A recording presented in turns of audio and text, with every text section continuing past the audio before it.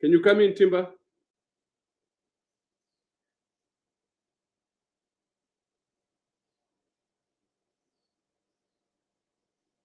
David, can you help him, David?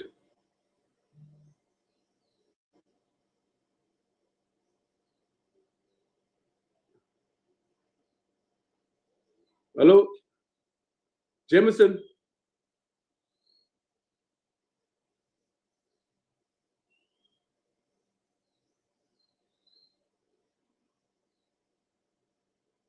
Incredible.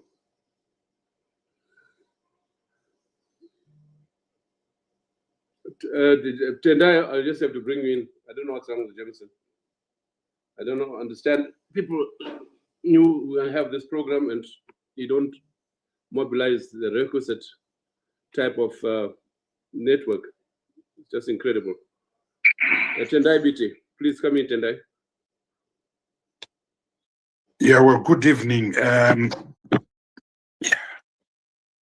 Well, Tony has spoken on the theory of violence and impunity. Violence and terrorism are an inextricable infrastructure of ZANU-PF. Unfortunately, violence is also inextricably connected to Zimbabwe as a state. If you trace the history of our country from 1890, the inescapable conclusion is that Zimbabwe is a state in permanent crisis, and that we've never gone more than 15 years from 1890 without periods of violence episodes. So from that point of view, you can say that Zimbabwe is a state in permanent crisis because of these periodic reproductions of episodes and bouts of violence. The state has reproduced violence continuously from 1890 in a bid to reproduce itself. It closed space before independence, and that closure of space generated inevitable counter-violence to unseat it. So the tragedy is that whereas pre-independent violence was a response to lack of legitimacy, post-independent violence now reinforces the state's own lack of legitimacy. So lack of legitimacy, particularly that associated with the so-called Second Republic, becomes a fundamental infrastructure of the state. Violence becomes a fundamental component in the reproduction of the state. And because the state is founded on a liberation movement whose sole motto was violence, the state itself is violent. The state itself is terrorist. And violence is not just a means of reproducing power, a means of maintaining power, but it's also pathological. The state finds pleasure in inflicting violence on its people. There is a pathological ideation, if I might call it, that, and we've seen it over the years that violence is wantonly distributed with great impunity, as if people enjoy inflicting pain, torturing people, and so forth. And we have seen this. So whether it's Gukura Wundi, 82 to 87, 30,000 people were left for dead. Whether it's the violence associated with the land reform program. And by the way, all these episodes of history, violence was avoidable. The dialogue that took place between Joshua Ngomo and Robert Mugabe in November 1987, resulting in the Unity Accord of 22 December could have taken place in 1982 and people wouldn't have lost their lives. The violence associated with the land reform program again was totally unnecessary. Legal reforms that took place, particularly Chinamasa's bill, constitutional bill, or number 17 of 2000 could have resolved and avoided violence. The violence of 2008 and all the lives that were lost could have been avoided by a simple dialogue between the MDC and ZANU-PF, as in fact eventually happened. But now we are in a new phase of violence associated with the Cape 3. So this is what I want to talk about. But I want to make two fundamental points. Number one, that violence and terror against citizens is an essential component of the state's reproduction. Secondly, so violence becomes a pillar. But the second pillar of the regime is obviously impunity, is obviously lack of accountability. And as I've always said before on this very platform, these liberation movements that take over at independence function on three things: the couch of entitlement, the couch of impunity. You can't do anything to us, and impunity simply means that they are not accountable. The zero-sum game. If we can't have it, no one can have it. But a major component, particularly of the Second Republic, is corruption, is aggrandizement, is how the state is an arena of personal accumulation. In the Second Republic, corruption is the holy grail of this regime. State capture has been redefined and refocused and reproduced by this cabal. The state is now owned by syndicates, by cartels, some of whom are very fit, the Kudakwashe Tagwireis of this world. And the capture of the state is so entrenched, so entrenched. And you cannot look at Cable 3 without understanding that Cable 3 is owned and sponsored by the cartels and syndicates that own the state. The whole idea, for instance, of introducing clause 4 of that bill, of removing and amending section 91 of the constitution so that the president is now elected by parliament, is to guarantee that in future, someone who is so unelectable, someone who is so unpopular, can become president through the vehicle of a parliament of 280 people that can be bought. The whole idea of lengthening the term of office and changing the electoral cycle to 7 years has nothing to do with the genuine ZANU-PF, the original ZANU-PF, the liberation struggle. So both the concept of parliament choosing a president and the concept of 7 years have nothing to do with ZANU-PF. But cartels now, who can't win an election, and want to loot for as long as possible. And if you strip the discussion and the dialogue of all niceties, you'll find the end of Tagwireite, the end of Tungwarara there, and other syndicates and cartels there. If you look at the fuel crisis that we are facing, Zimbabwe had more than 3 million cubic liters in reserve. So the fuel increase of over 60% were totally unnecessary. But because cartels are in charge, they increase fuels. Other countries have removed levies, and Zimbabwe has got piles and piles of levies on their fuel, including carbon tax, including a petrol-ted levy. Other countries, including Zambia, have suspended those levies for 3 months. That could have happened if the government was not owned by cartels. You have seen recently the digitization of title deeds. Cartels are in charge of that. The law firms that are going to do that work, they are owned and controlled by cartels. So everything in Zimbabwe has to be viewed from the viewpoint of power retention and from the viewpoint of the bottom line.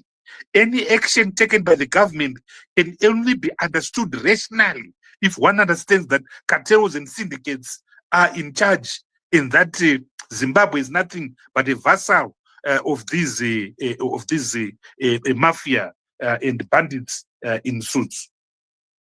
So CAB 3 is the ultimate synthesization of power, of grabbing power. That's why it is a coup against the people of Zimbabwe. And so we saw what happened, and it's important to describe, what happened. This violence didn't start on the 30th and 31st of March 2026. We saw the violence on the 28th of October 2025. As a mayor attempted a press conference at Sapes, resulted in Sapes being bombed, resulted in the home of Gilbert Mbwente being bombed. Same modus operandi. And I saw the Sapes bombing. I saw Gilbert Mbwente's bombing. It is the same fingerprint that I saw when I drove to Sanyati to go and bury Blessed Geza. His home had been destroyed. Same pattern.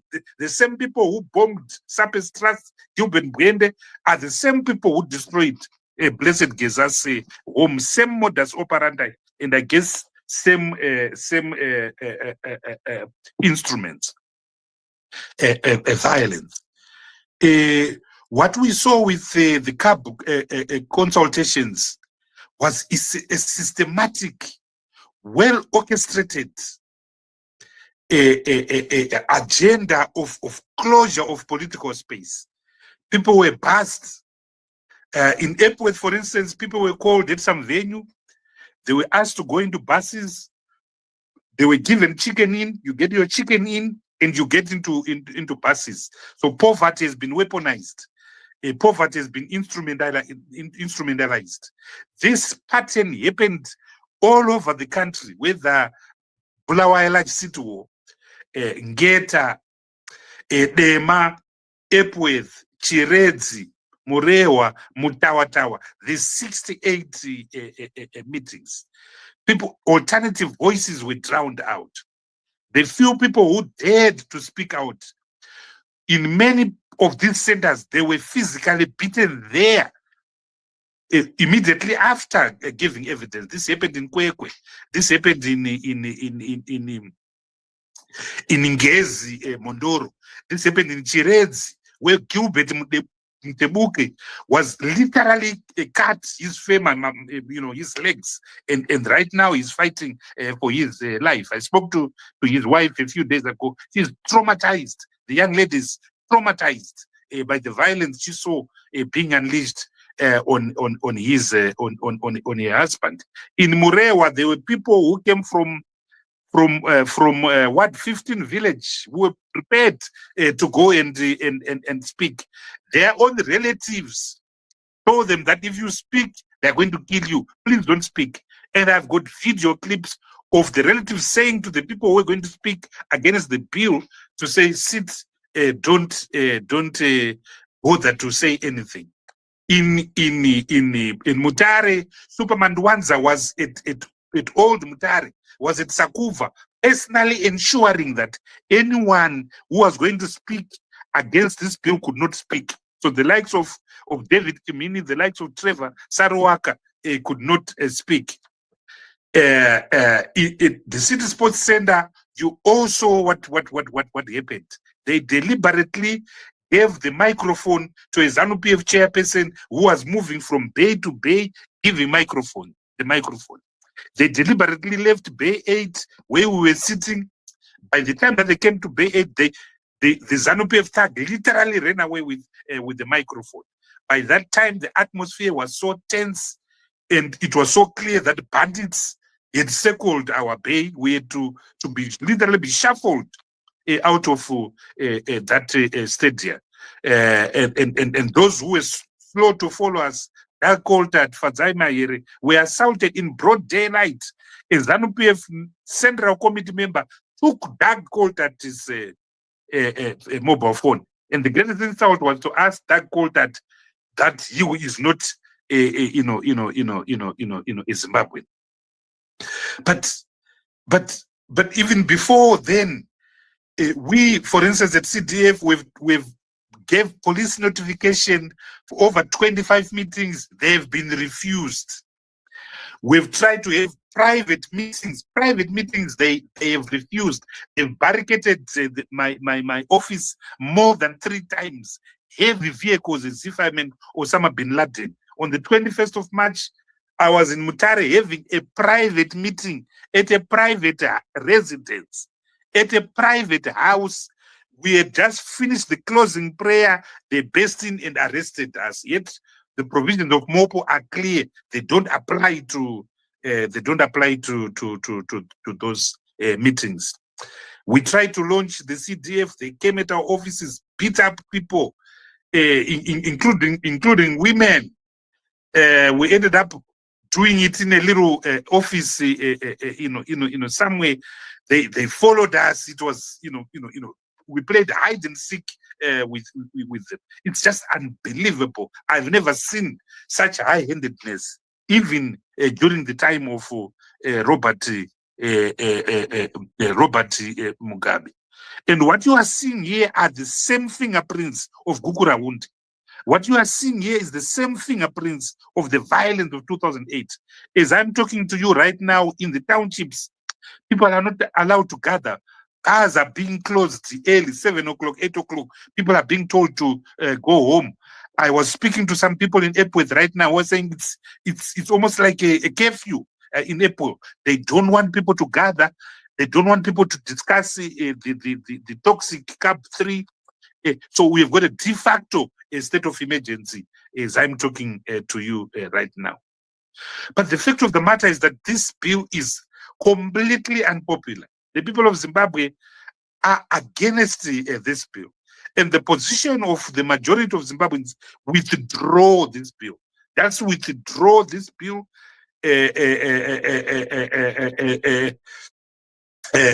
desecuritize the state.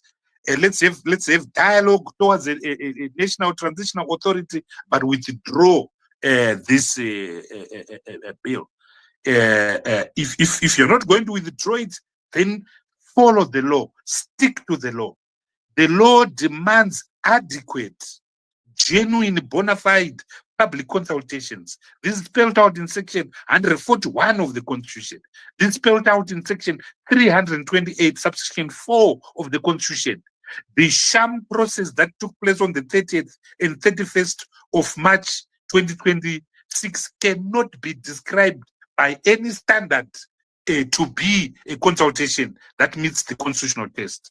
The bottom line is that Parliament has failed to fulfill its constitutional obligations defined in Section 141, defined in Section 328, subsection 4.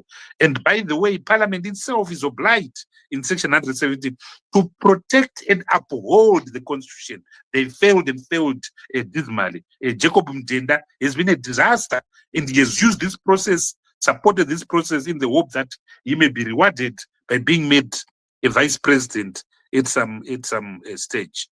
So the bottom line is that official space, public space, has been closed and shut down completely. And when you do that, you make inevitable unconstitutional processes. You make inevitable constitutional responses. And this is exactly where Emerson Mnangagwa is. So the country, as I'm talking to you right now, is on a knife edge. The country is on a precipice. When Air Vice Marshal Muchena issues a statement and gives a public interview in those very bold terms, he's not speaking for retired generals. He's speaking for the officers' mess at KG6, for the officers' mess at New Serum, whatever the name of that barrack. So the country the country is on a knife edge right now. And unfortunately, and this is why I use the word pathological, because any normal objective person can actually see the intense levels of instability that are now arresting Zimbabwe. So the logical thing would be either to withdraw the bill or to call for dialogue amongst all the important stakeholders. But one has to be psychologically sick, one has to be pathological to continue on a pathway which is clearly leading to an implosion, which is why I keep on referring to pathology. I keep on referring to a narcissistic personality disorders arresting the people that are driving this process. And the narcissistic trait is coming from the fact that a lot of them are now so obsessed with the idea of being a president. The most obscene example being Kudata Gbire. Look at the vehicles he moves around with. Look at the bodyguards he moves. He already sees himself as a head of state. So it's pathological. But unfortunately, that pathology is pushing and driving Zimbabwe to a point of no return. And unfortunately, unlike 2017, the next time around is not going to be seamless. The next time around is going to be bloody. People are going to die. This country is going to break. This country is going to collapse. And nobody wants that. Nobody wants that. So we hope that wisdom and objectivity can prevail. So I foresee a situation where ZANU-PF will continue and push. The cartels will push. But I foresee citizens pushing back. I foresee protests. I foresee a massive litigation. I foresee reactions from inside the state. I foresee reactions from inside ZANU-PF itself against this bill. So I foresee a collision between the forces of good and the forces of evil. I foresee a collision between those that are the cartels that are supporting Camp 3 and those like myself and many others that are resisting it. And unfortunately, kumagumo kunenyaya, that is all I can say. But we want peace. We want the constitution to be respected. That's why we are protecting it. That's why we are defending it. But these pathological cartels are pushing our country to a point of no return. So the only safe valve is to withdraw the bill. The only safety valve is to have dialogue. The only safety valve is the National Transition Authority. The international community, they've joined the Mui Club. They're quiet. You know, the embassies, the British embassy, the American embassy, the European, the Africans. But their quietness doesn't mean that they're not paying attention. And it doesn't mean that cables are not being written. And it doesn't mean that positions are not hardening up in many capitals. This I can tell you. So whilst they've gone quiet, their capitals are watching and following what is happening in Zimbabwe very, very, very closely. And I think that at a certain point, there will be a reaction. At a certain point, there will be a reaction from the international community. And I don't think that they will react to support the regime. I don't think that they will react to support the cartels. So if I were a cartel myself, I'll be very, very worried because the region is watching. Africans are watching, and Africans are not happy about what is happening here. And I know that there are massive consultations that are taking place behind doors amongst African leaders. I'm sure some of you saw what my friend, the president of Botswana, said recently about term limits and how any leader who wants to extend the term limits is basically failed. Because what can you do in 2 years that you have failed to do in the case of Mr. Mnangagwa, that you have failed to do in 44 previous years? Remember, he's been in government since 1980. So it's a joke, really. So I want to conclude by saying that we need wisdom, we need humility, but we need the capacity to keep on confronting. We are doing it. Jameson Timber is here, the DCP is here, the CDF is here, and many other bodies. But the people that matter must be told and must understand in no uncertain terms that they've taken us back to that portal of instability that surrounded this country around 2014, 2015, 2016. And we know what happened. The country imploded. No one wants that. So I hope wisdom can prevail. There's still enough time. But the problem with power is that people get intoxicated. People get seduced by the exuberance of their emptiness. And that, regrettably, is what is happening at the present moment. So one can say, without being a rocket scientist, that we are heading to Armageddon. And Armageddon is going to be very, very rough and very, very nasty. I'll stop here. Thanks, Tendai. Thanks very much. As usual, very coherent. I think you have outlined the problematic. Just one or two questions before I move on to Jameson, in the hope that Jameson can expand on them too. Now, why is this do or die on the part of those who are pushing this Amendment 3? Is there some inherent fear of tomorrow on their part? Why is there such desperation on the part of what you call the cartel? The cartel has committed massive crimes against the people of Zimbabwe. The cartel has got dockets. I was the chairperson of the Public Accounts Committee. Kudakwache Tagwire has a lot to answer in respect of Command Agriculture. We proved in that Public Accounts Committee that billions were paid to him, but we couldn't find corresponding considerations. We couldn't find assets or goods and services that were delivered in exchange of the billions that he got paid. There's a docket around the DEMA project.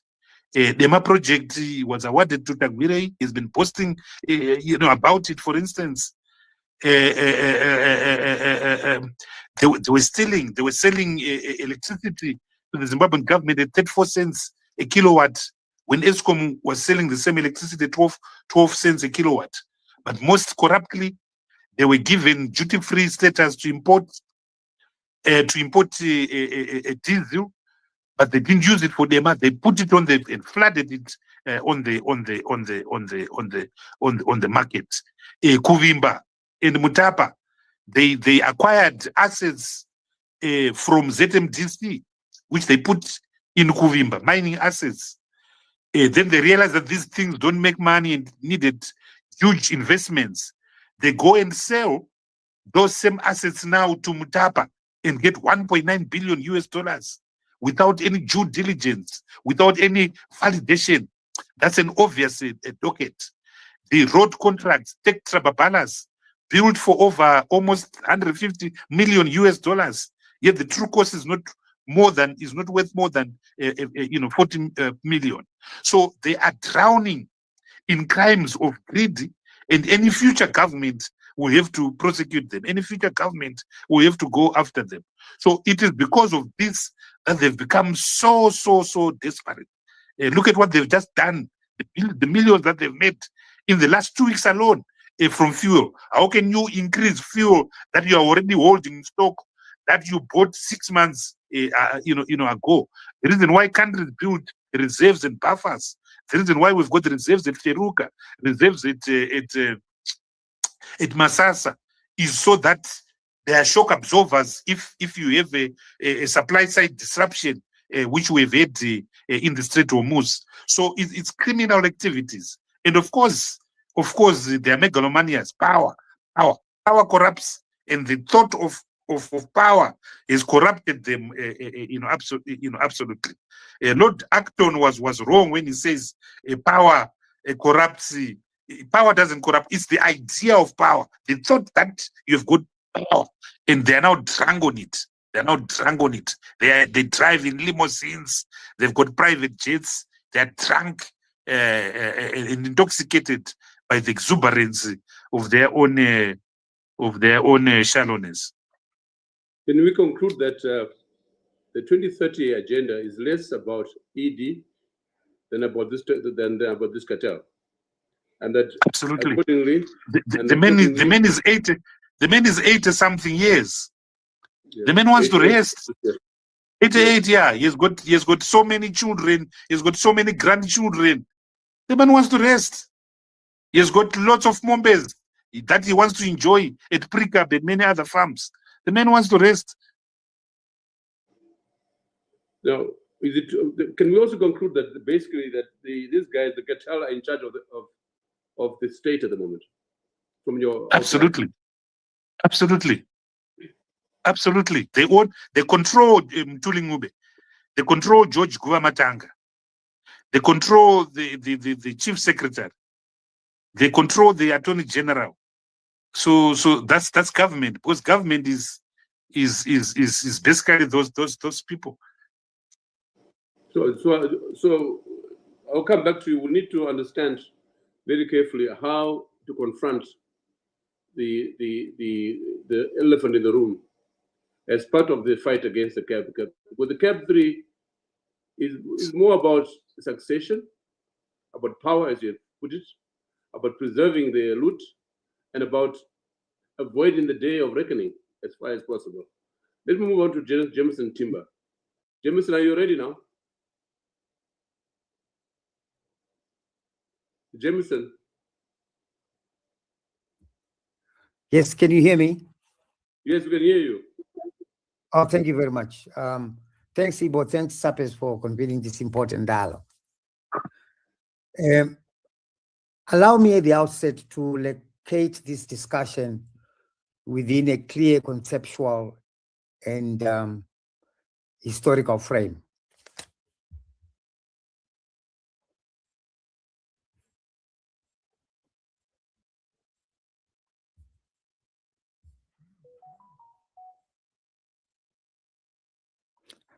Hello? Because unless we define our terms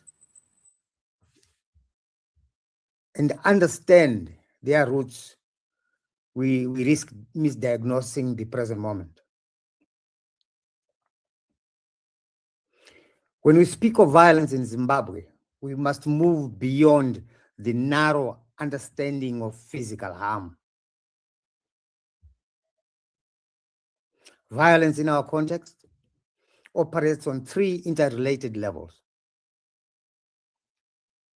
The first level is physical violence, the assaults, the abductions, the beatings, the disruption of meetings. The second level is emotional violence, which is the humiliation, public intimidation, targeting of families and communities. And then the third level is psychological violence, which is the creation of fear, uncertainty, and a pervasive sense that dissent carries consequences. The most powerful form of violence in Zimbabwe today is not often what is done, but what is made possible through fear. It is the internalization of risk by the citizen, where citizens begin to silence themselves, not because they've been beaten, but because they know they can be beaten. Impunity, on the other hand, in its simplest form, is the absence of accountability. But in Zimbabwe, impunity has evolved into something much, much more structured. It is predictable, it is selective, and crucially, it is protective of power. Acts of violence in Zimbabwe are not random. They occur within an environment where perpetrators are reasonably certain. One, they will not be investigated. Two, they will not be prosecuted. And in some cases, they will be rewarded.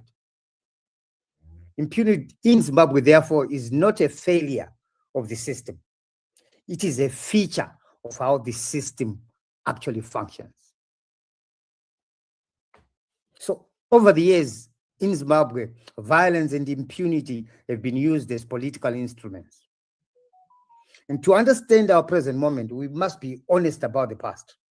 In post-independent Zimbabwe, violence and impunity have repeatedly accompanied key national processes, be it electoral cycles, constitutional moments like what we have now, periods of political contestation. These are not isolated incidents. They form a pattern where coercion is deployed at moments when citizen choice threatens established power.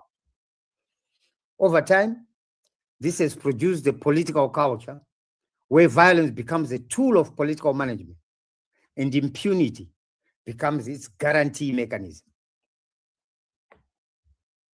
Where does this come from, Honorable Moderator? At the center of this system lies a critical structural issue.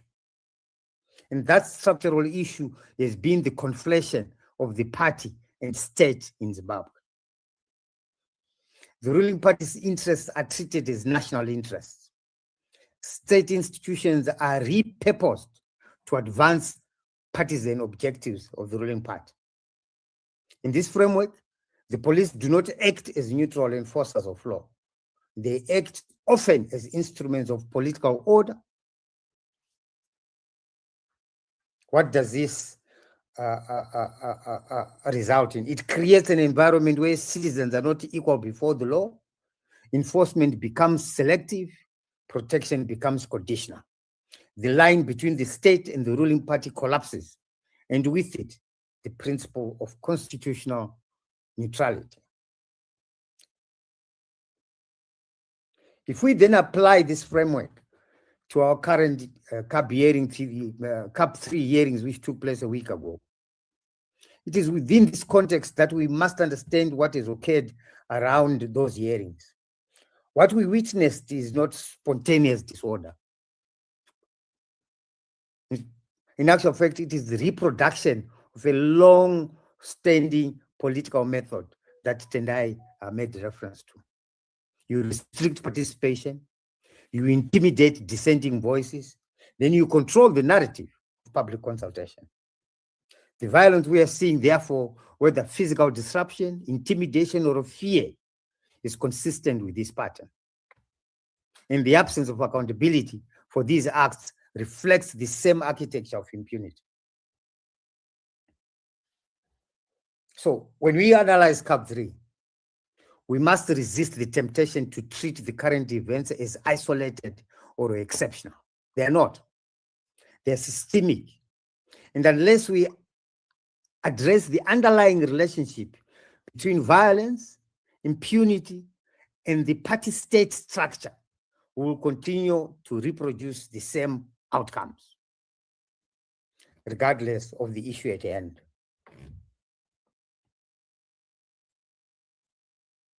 So, Ibo, from this foundation, I'll make 3 key submissions. The just ended consultation process lacks constitutional legitimacy. The environment of fear fundamentally invalidates citizen participation. A lawful, citizen-driven corrective pathway is both necessary and possible. If the environment in which citizens speak is compromised, then what is produced cannot be called the will of the people. Under these circumstances, then as a people, we need to look at the alternatives. What are our alternatives in terms of the same constitution? The people have to take over the process of the current discussions taking place regarding the constitution. We have to look at what are our options in terms of the same constitution under section 59 of the constitution. And as Tendai was rightly said, where we are heading is not a very nice place that all of us want to be. The parties within ZANU-PF themselves who are at loggerheads over this CAB 3 are both engaged in a zero-sum game. That zero-sum game, at the end of the day, will leave so many hands bent. It is a place that we can all avoid, and that avoidance means the abandonment of the current madness represented by CAP 3. Let me end here for now, Ibo.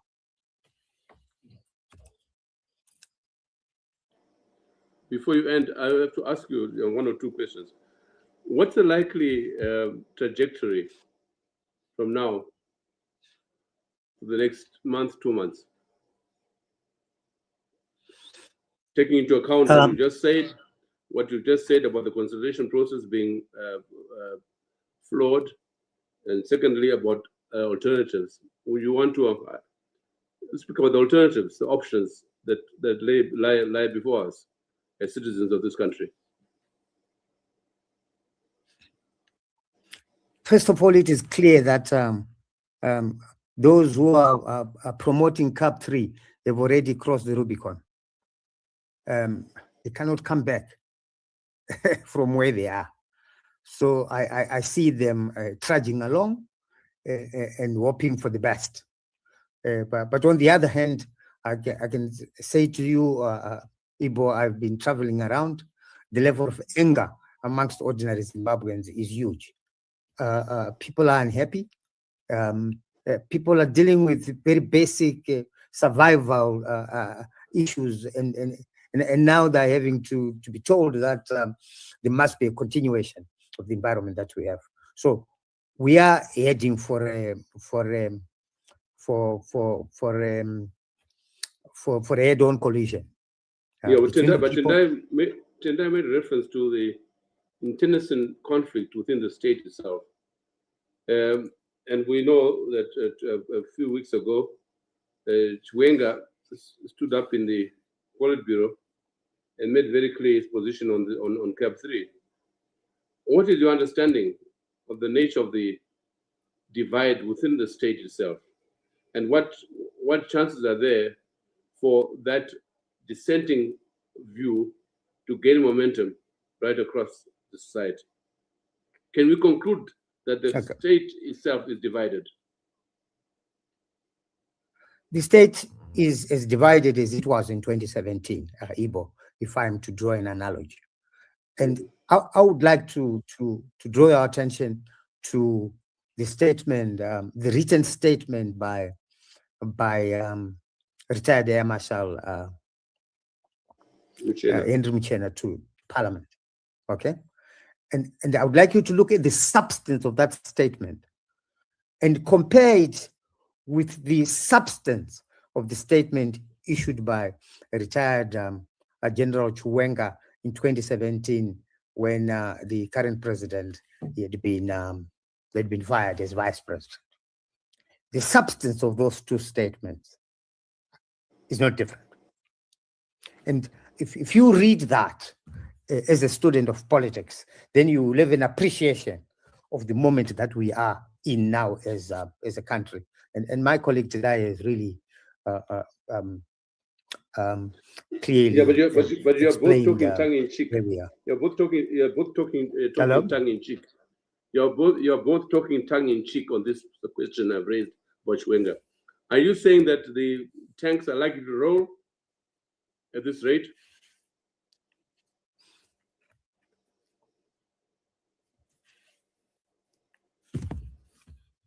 I mean, what is Chiwenga's, what's the balance of forces within the Politburo, within the state, between Chiwenga and the cartel, to use the term that Biti has used very appropriately?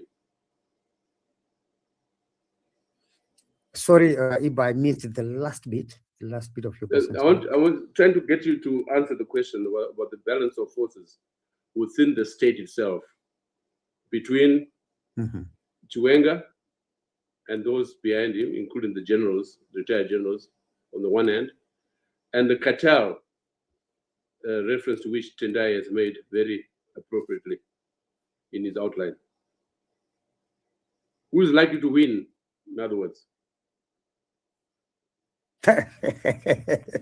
Well, I wish I was in Nganga, Ibo, but I'm not. But what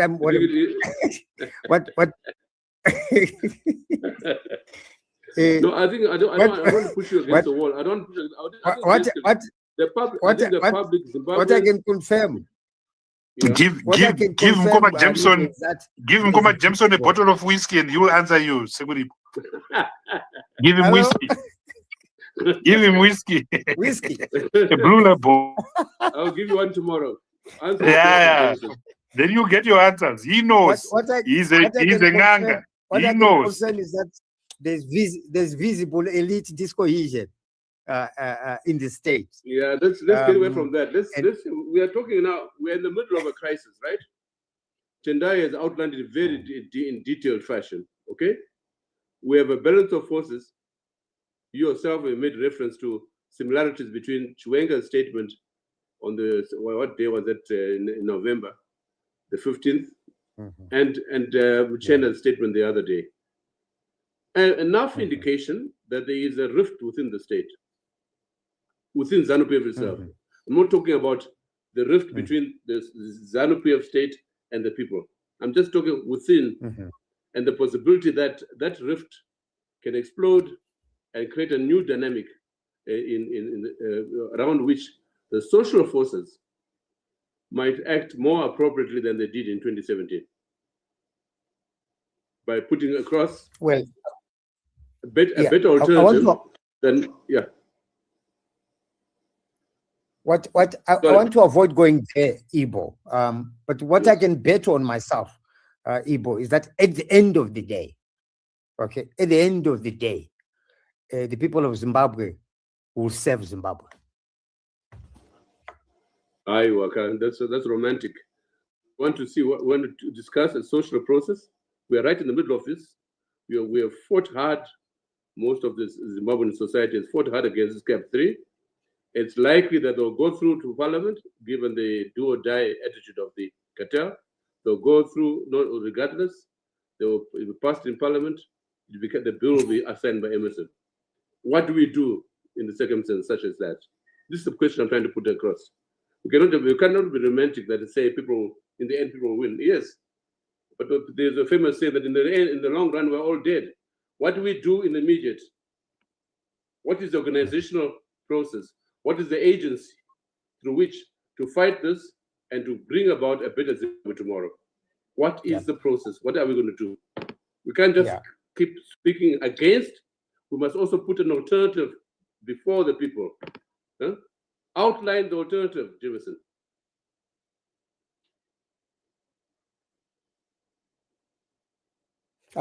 Tendai, would you like to come in there? Tendai, you may come in. Right, Tony? Okay. Pindurai Mkoma. So, what's on the cards right now is rejection. Rejection by multiple constituencies within and without the state. No to an elite grab for power forever. Now, my good colleagues here have outlined all the difficulties for the citizen. I want to put forward a notion to you. There are 2 times in my agedness that I can remember when the people of Zimbabwe mobilized.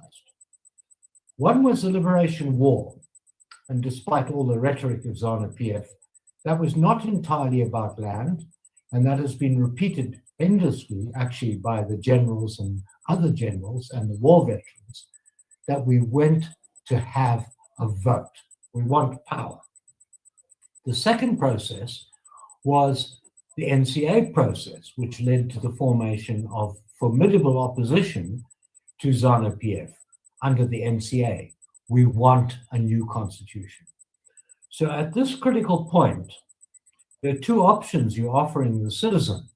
One is to say no to a constitution and elite grab. And 2, the alternative is, what is the positive? What is the positive vision that would mobilize people? And I suggest, in all the work that I've done in discussing people, they want to see a serious change. They want to see a state that's responsive. They want to see a state that delivers public goods and services. All of these things are so manifest amongst our population and drive their anger. But saying no to something is not the same as saying yes to something. So I would say, if you said we are embarking on a process to block a constitutional amendment, to avoid phony elections, and I have some serious reservations about the referendum idea, but I'll leave that for the time being. If you said to people, would you be supportive of the notion that we would have a transition that included reform, the dealing with the capture of the state, the broken separation of powers that we see, the military obeying the constitution, as the generals have said quite clearly, they wish to be in a position to defend the constitution. Would this not be a positive message? And at the end of it, you would say, we're asking for a transition. Now, I know for 10 years of working my colleague here, that every time we've raised this notion that a full-on reformist transition is a good idea, everybody says yes. And at every point that this has been raised in the crises we've had, 2017 would be a classic example of it. Everybody has said, but they will never give up power. And the answer is that power is given up when the state can actually no longer govern. And what I'm hearing from my colleagues here is the state is perilously close to being unable to govern. And in those processes, negotiations happen. And Tendai pointed it out. He said, what do we need?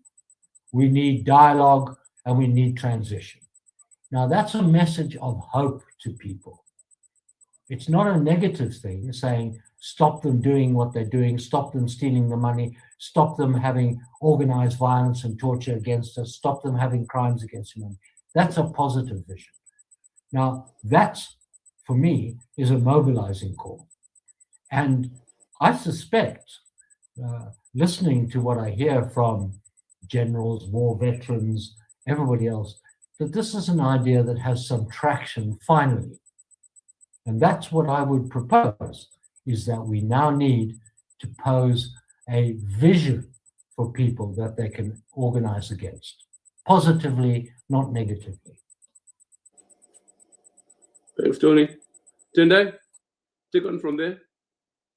You have on various occasions given us some indications of how, and to quote you last year already, you spoke about the need of a referendum tendent to the NTA. Is this an occasion to raise the question now and the possibilities thereof, Tendai? Yeah. The NTA offers a soft landing for Zimbabwe. A dialogue offers a soft landing for Zimbabwe. And it's an attractive option in that it gives people time out. It allows people the opportunity of fixing the state, of redefining a new consensus that should prevail after the period of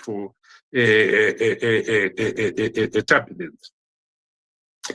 It's in the best interest of alternative voices. The formal opposition has been destroyed by greed, but it's also in the interest of ZANU-PF itself, because ZANU-PF is going through a transition. They've got a president who is 80-something old. So whether they like it or not, they're also in a transition. The economy needs a timeout.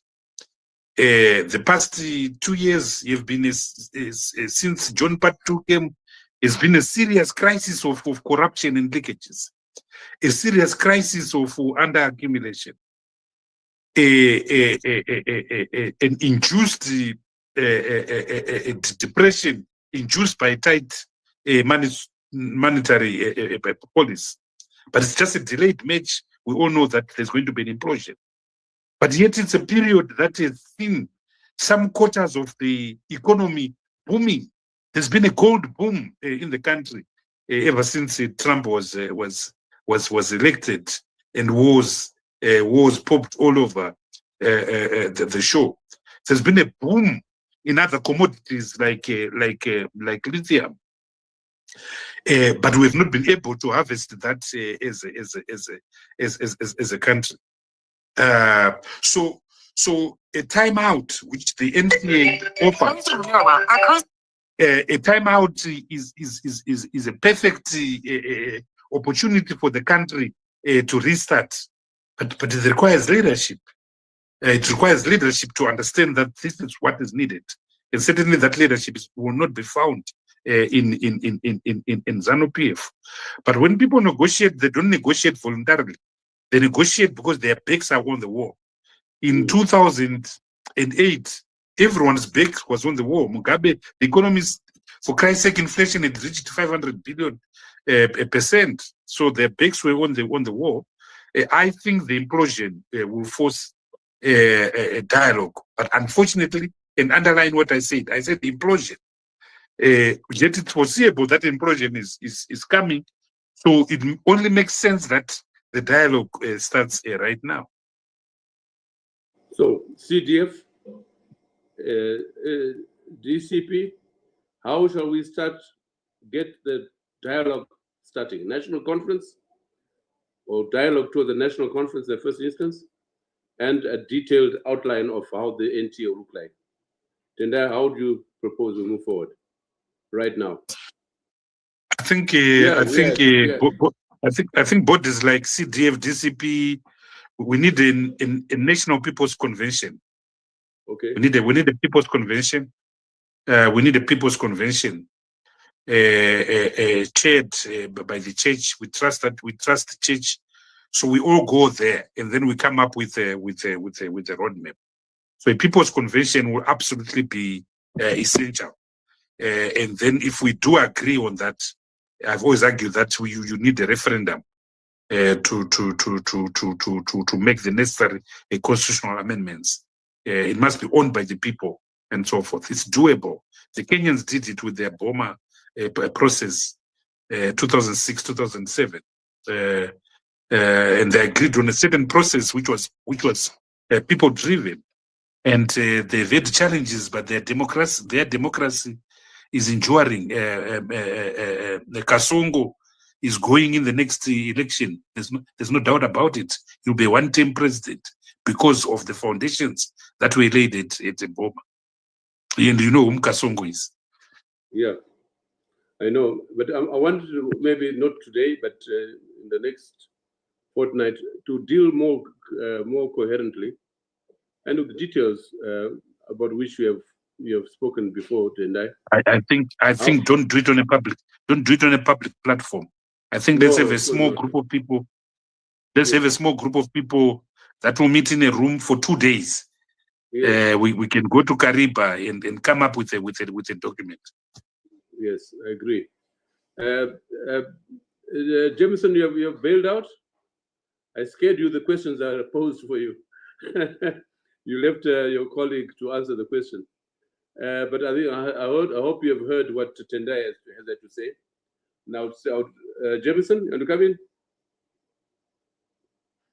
Come in, Jameson. Unmute. Unmute. Unmute. Jameson, unmute. Jameson, chamber. Unmute.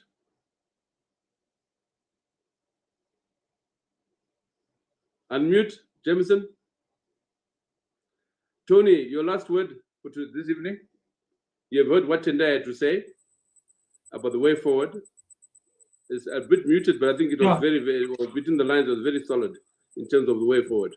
We must begin working behind the scenes and towards a national conference, national dialogue, and the NTA. Yeah, I completely agree. My only comment is that I'm really, in the current dispensation, wholly unsupportive of the notion about a referendum on the constitutional amendment number 3. I think a state in charge of referenda or elections in the current dispensation is likely to be a disaster. So I'm understanding what Tendai says is a referendum about a transition, and that I wholly support. That's a very different referendum than a negative one, which is to say we don't like your current dispensation. And the reason I say that is that there have been 2 referendums. I never know whether it's referendums or referenda. But in 2000, that referendum was a public opinion survey for ZANU-PF to understand where their support stood. In 2013, it was a vote for a constitution, but that was a vote for a constitution in which both political parties were supportive. This is not a referendum in which everybody is agreed that this referendum is anything but massively conflictual. So I fear about a referendum for Constitutional Amendment number 3, but I totally support the notion of a referendum for a transitional arrangement. Thank you. Timber, your last word. Timber, next time you come on the program, please, as DCP, have a secure network. Yeah. So, Tendai, your last word before I close the meeting. Yeah, I think the Aluta continua, the struggle continues. We shouldn't allow, and we cannot allow CAP 3 to see the light of day. We have to defend it with our lives. If this thing passes, we have no country. We might as well emigrate. So this is the biggest fight of this generation. This is the biggest existential threat we have faced since Kugrawundi. We have to fight and look the beast called ZANU-PF in the eye. So it's a Aluta continue. Thanks, Tendai. Thanks very much. I have little to add, except to say one, first and foremost, is to thank DCP and the totality of Zimbabwean civil society, the Zimbabweans as a whole, at home and abroad, for fighting back as they've done. I think those pushing CAP 3 are shocked at the extent to which there's been a fight back by the population. And it reminds me very much of 1971, many of you were not there, when the British and the Rhodesians thought the population was supine, under control, and they introduced the Pearce Commission. And we fought like we are doing now. And the Pearce Commission was defeated. And this is like history repeating itself. And the only question I have is this: the British folded their hands, they pulled out. I just find that the Ganandas and the current state leadership rather playing it very dangerous. In the face of such loud rejection of this CAP 3, the obvious thing to do would be to stop the process. It's obvious thing for MS and Mnangagwa is to refuse to sign that bill. But will they do that? I think the conclusion that we've made here, we need to move towards dialogue. Whatever happens with this CAP 3, it will not be the end of the process at all. The call for a dialogue and a new process that can get us out of this mess becomes even more imperative. So on that note, and taking into account the recommendations made between the lines, albeit, we will put our heads together in the days ahead. Thank you, and thanks, Tony, Tendai, and Jameson Timber. Thank you very much. And to all those, over 200 have joined us today. I must make the point here that we have been average about 25,000 who follow this program. Please support this program by liking this video and subscribing to our channel and spread the word. Thank you.